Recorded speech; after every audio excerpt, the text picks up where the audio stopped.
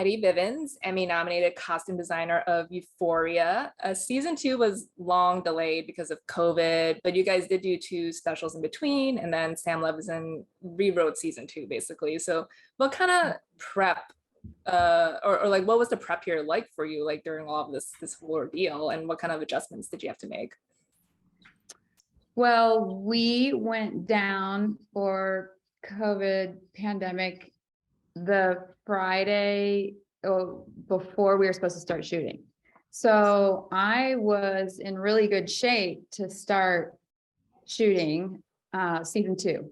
And then, during the time we were down, Sam wanted to give the audience something, because there would be such a long period between season 1 and then when season 2 would finally come out, which is why he was inspired to write the special episodes, one that he co-wrote with Hunter Schafer. So to gear up for those special episodes, I did have to do some prep, but I was in really good shape because I had spent a good month prepping season 2 right before we went down. And then coming back up, even though the scripts changed a lot, I was able to use a lot of the costumes that I had still planned to use, before we went down. And that was like pleasantly surprising to me because, trends change so fast, and, maybe they didn't change as fast during the pandemic, but No one was going outside. I was happy to realize that I felt like they were the ideas I had planned were still felt relevant. Mm-hmm. I know Sam writes into the scripts like Heidi, do your thing in like the description. So I guess like what is it like to have that level of trust with him where he just believes in you, like, and like he knows that you're gonna come up with something great for these characters and he doesn't need to describe their clothing or anything. It's huge. I mean, I get like really emo talking about it. I mean, just the trust that I've had from not only Sam and the producers, but the cast as well has been the biggest gift. And it has enabled me to be able to, I think, be my best and, to not second guess myself. And so, yeah, just throughout the whole process, the collaboration has been such a joy. It's really been the best experience I've had so far in costumes.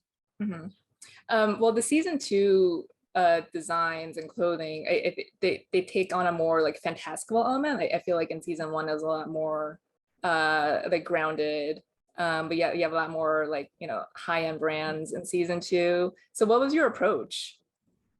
Well, definitely season 1, I felt like I was kind of method about things where like I needed to believe that each character could afford what they were wearing, like based on, what their socioeconomic background was in the script, or if that wasn't included in the script, what I had sort of come up with.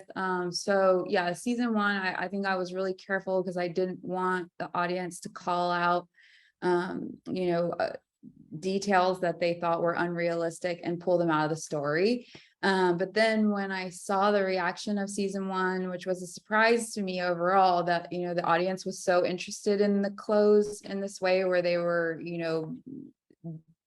DMing me and messaging me and asking me what every single little detail was, I realized I had an opportunity to push the creative and to just sort of not follow this idea I had first season of having to be so specific about it being realistic. And then I mean, so much of that had to do with the scripts that came in and the style that I knew we were going to be shooting in, which was creating a world that sort of is existing between reality and like a subconscious reality of the characters, flashbacks, memory, fantasy. There's so much woven in, especially like with the later episodes of the season when we get into the play with Lexi.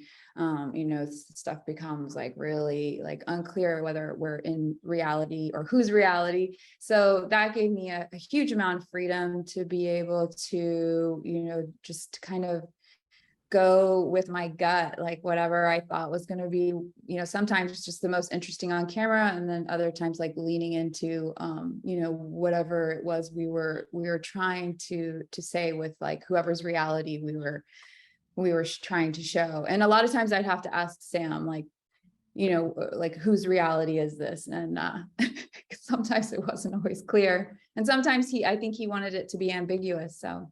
Mm-hmm. It's interesting because even though the outfits are expensive and most teenagers can't afford them, I feel like within the context of the show, they seem like quote unquote realistic, as in like these characters would actually pick these pieces themselves. You just disregard the price, and it kind of follows their like character journey. Like Cassie's, for instance, like she's still like trying to find herself, and then we see her kind of like as you've like previously, like she's like mimicking like Maddie's style throughout the season.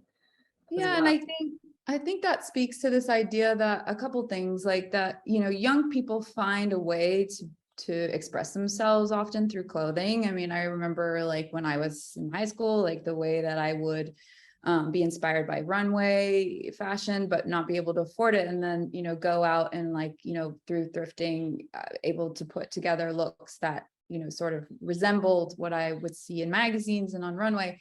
So there's that aspect, and then just also, I think when you're that age, you are often trying to figure out what your style is and who you are and who you want to be, and experimenting. So that also gave me a lot of freedom, just knowing that, it's, season 3, I've heard that maybe it's like a good deal in the future.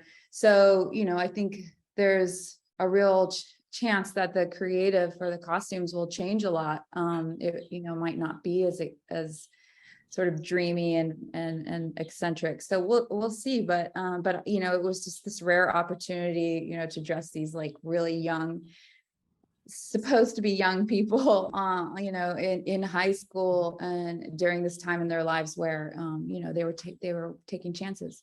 Mm-hmm, for sure. Well, you submitted the premiere episode, which takes place at the New Year's Eve party, but it opens with like this flashback with Fezgo and his grandma, and I love her blue suit. Yeah, I mean that was so much fun. That was something that was written into the original scripts before we went down, so that I did have a lot of time to think about what I wanted that to be. I mean, it was originally written into the script that she would be wearing like a rhinestone nudie suit. So I think, I'm always taking into account what is popular in fashion at the time. And like when we were getting ready to shoot that, that style of suit was everywhere, like Diplo and Post Malone and like all these recording artists were wearing that style suit. So to me, it didn't feel very like original and fresh. So I just, tried to come up with a way to do something similar, because I always want to try to be true to what Sam's vision is, but knowing that he gives me the license to sort of veer off and go on some tangent that isn't exactly what's in the script. Mm-hmm. Yeah, I like that, like the floral like prints on it was also blue. It wasn't like a different color as well, and it's still pop. Yeah. And then I use metallic thread embellishment. But yeah, like having it be like sort of toned down from using rhinestones, or but still a bold color, and then with the metallic thread. And yeah, it's always a fun to find a way to like turn stuff on its head a little bit. Just I think that's part of my main process is finding inspiration from as many different places as I can, so that then when they all like kind of filter through to the idea that I end up going with, that hopefully it like is coming from enough references that it doesn't feel too derivative of one thing, and that it feels hopefully like fresh. Yeah, for sure. Well, Heidi, it was great speaking with you. Thanks so much for your time, and can't wait to see season 3 whenever it arrives. Yeah, 2023. Thank you. Thank you. So nice talking with you, Joyce.